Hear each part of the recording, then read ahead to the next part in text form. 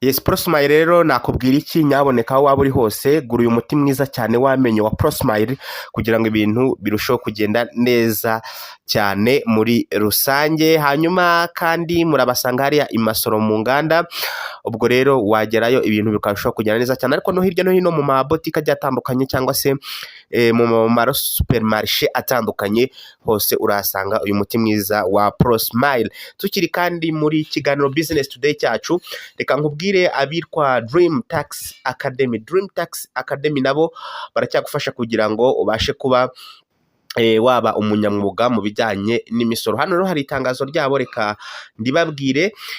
Barakubwira ati ubuyobozi bwa Dream Tax Academy cyangwa se DTA buramenyesha abifuza guhabwa amahugurwa cyangwa se training ku misoro y'imbere mu gihugu cyitwa Domestic and Decentralized Taxes ko bwatangije kwandika abaziga mu cyiciro kizatangira mu kwezi kwa 12 2024. Uyandikisha rero nuwarangije nibura amashuri yisumbuye, aho yishyura amafaranga y'u Rwanda 15,000 yo kwiyandikisha adasubizwa kuri konte nomero 211 akarongo 25 56 akarongo 1 akarongo 51 akarongo 0 iri muri GT Bank mu mazina ya Dream Tax Academy Limited, cyangwa akaba yakishyura kuri 0793 yanakuzuza kandi form iboneka ku rubuga wa@dta.rwa, amafoto 2 magufi, kopi irangamuntu cyangwa se passport, byoherezwa kuri email ya admission@dta.rwa.